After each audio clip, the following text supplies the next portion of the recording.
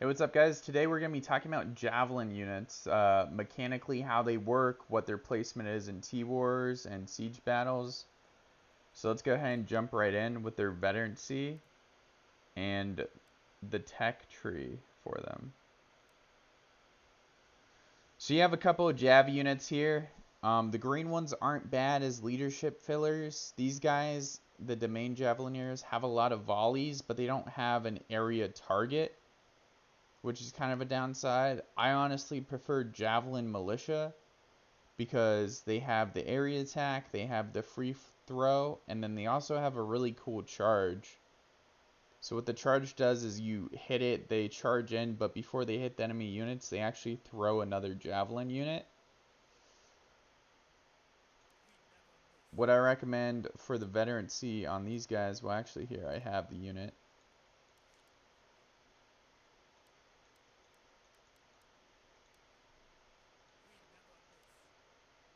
So the veterancy, I actually went hybrid on them because I definitely wanted the charge, and I didn't really care about the range damage reduction or the full 4 soldiers, and I wanted the sprint. So doing the hybrid gives them a sprint and a charge, which really helps because you want to be mobile with them to resupply. They're not going to do very well in melee combat.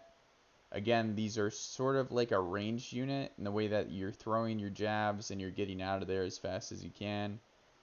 They can do some okay damage in melee combat, worst comes to worst, but they're really not going to be as good at it as Rent Pikemen or your Pike Militia or any other of your green melee units.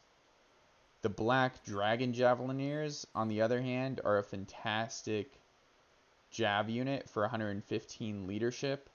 They're basically mini Imperial Jav units, and since they're the mercenary, they give you that 10% bonus in their traits. 10% to hero XP, unit XP, bronze, and honor. So you get all that good stuff in. They come fully maxed out, so you don't have to worry about leveling up the veterancy and all that. The doctrines I recommend for these are piercing damage and pen, obviously. The piercing defense, and I would highly recommend the rare javelin doctrine for 10% on all your jab units. So the way javelins work and their throws, normally most javelin units will get 2 volleys unless they get extra ammo. And their veterancy line, which you see with the domain javelineers or the Imperials or Jav Sergeants. So you have 30 guys in this unit. The way it works is that 10% actually gives enough for an entire other volley. So you have 30 guys, say you have 31 jabs, you press the 1 key, you throw 30 jabs, and you wait 10 seconds and your cooldown's off. You still have that 1 jab left over. As long as one of your units has a javelin, they can still do another volley from all of the units. So that 10% is enough for your entire unit to actually get another volley of javelins off. The 2 high tier javelineer units, however, are going to be your Imperials and your Jav Sergeants. So the difference between these two is Jav Sergeants don't do well in melee combat at all. They're purely a suppression fire, kind of like a ranged unit, sort of. Their jabs do high damage, and their veterancy, they get a double shot, and they get some extra volleys. So you can get 5 or 6 volleys off with the Javelin Sergeants, and you can cycle between all of these abilities pretty quickly, as we'll see in actual gameplay here pretty soon. Whereas the Imperial Javs I actually prefer because they get those 3 volleys with the jabs, and then they're actually really good in melee combat. Now, you're not going to do as well as your ASAPs, your other shock troops, but when push comes to shove, going top line, getting the daze, the bleed, the shield throw, they have a lot in their kit that allows them to do pretty well in melee combat and walk away. Which is why I prefer the playstyle of the Imperial Javs.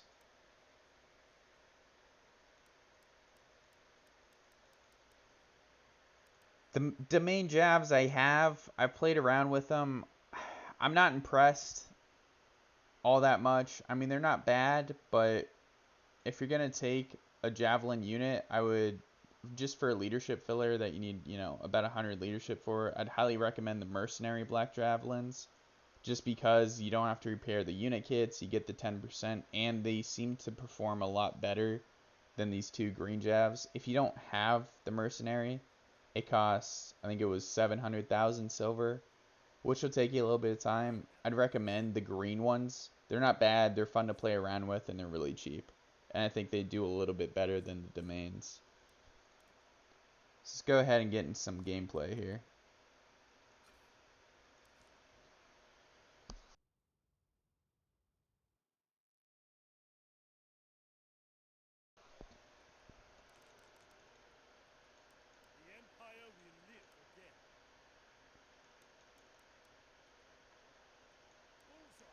Biggest struggle for vet players, honestly, choosing the units at the beginning of the battle.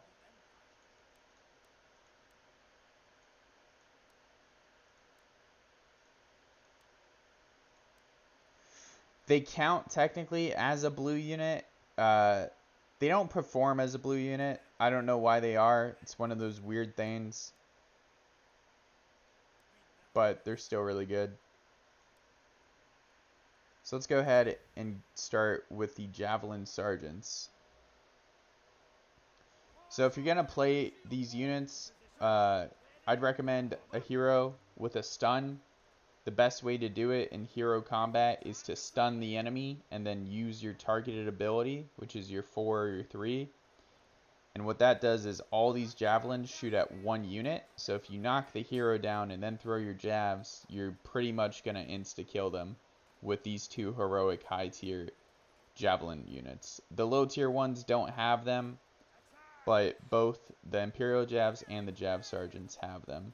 So you're able to cycle through all these abilities on the Jav Sergeants pretty quickly and unload some damage into them in a death ball. Now we can just V them in because they're archers. So, I mean, they'll win this combat, but again, they're not as good as the Imperial Javs, and I wouldn't normally recommend sending them in melee mode. The way to do it is you shoot off your javs, cycle through your entire kit, and then you run for more ammo. Another thing to keep in mind is definitely you want to play around a supply point whenever you use a jav unit in sieges or T-Wars. You don't see jav units a whole lot in T-Wars just because of the way the maps work. They're not as valuable to the team as some of these other units like Madaus or Silidars or Pavis or any of those. But there are a few maps I'd recommend them on where you're on the wall or there's a supply point really close by, so you can actually just have a near unlimited supply of javelins and snipe a few heroes.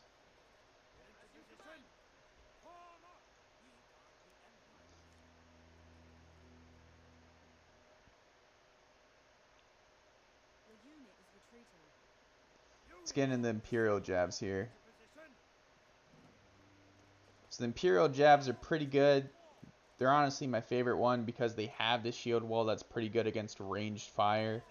The difference between these two units is the Imperial Javs have heavy javs, so they'll do a little bit more damage. They're also able to break through shields pretty well. All javs have the ability to do that. Their heroics obviously do a little bit better job of it, and I think there's a few purple doctrines out there as well. So they don't have as many javs, but with their kit, they're able to fight in melee combat a little bit better, so we'll see some of that gameplay here. And again, the best hero class you can use is actually Poleaxe because their entire kit is stuns. So the way you want to do it is you rough justice in. Obviously that's a unit, so he died, but you can easily see they're stuck in that animation. You hit the assassinate button, and they'll just throw all the jabs and kill that hero.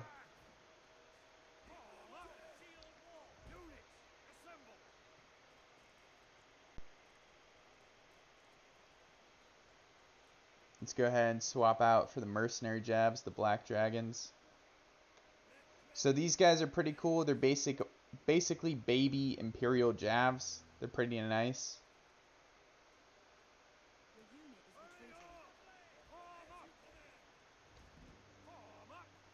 So they have the shield throw, they have the javelins, they even look a little bit like them with their shields, and they also have the shieldtron.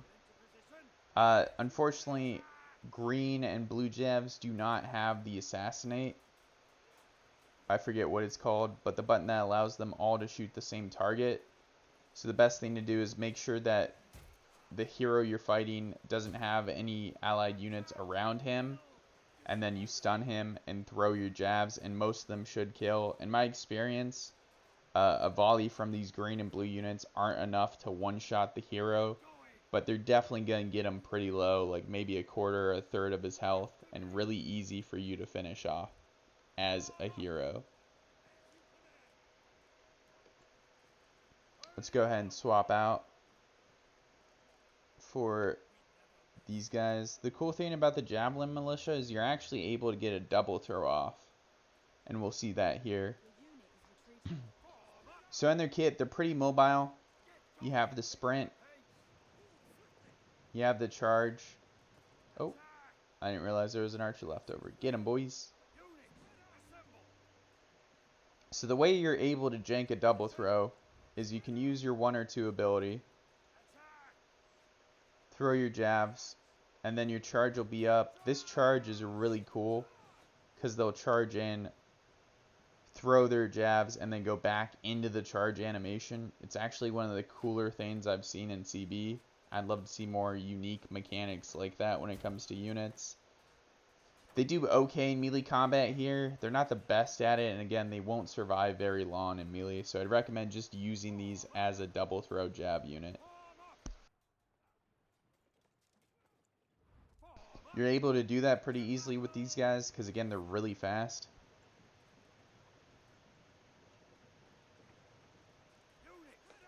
The difference between these two throws is the directed throw is an area targeted. They aren't able to throw past that blue area, but you can target here, get some good damage in. And the one allows the AI to target what they throw at. I wouldn't recommend using it unless you're in a death ball clump like this or engaged in a fight.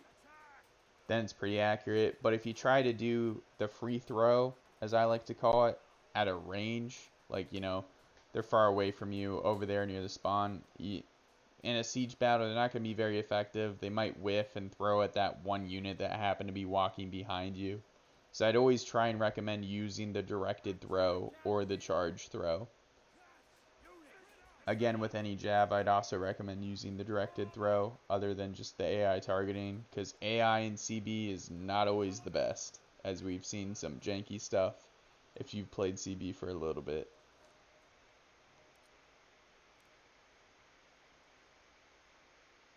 So I kind of skimmed over the unit upgrades or the honor upgrades for these units, so we can talk about them a little bit here.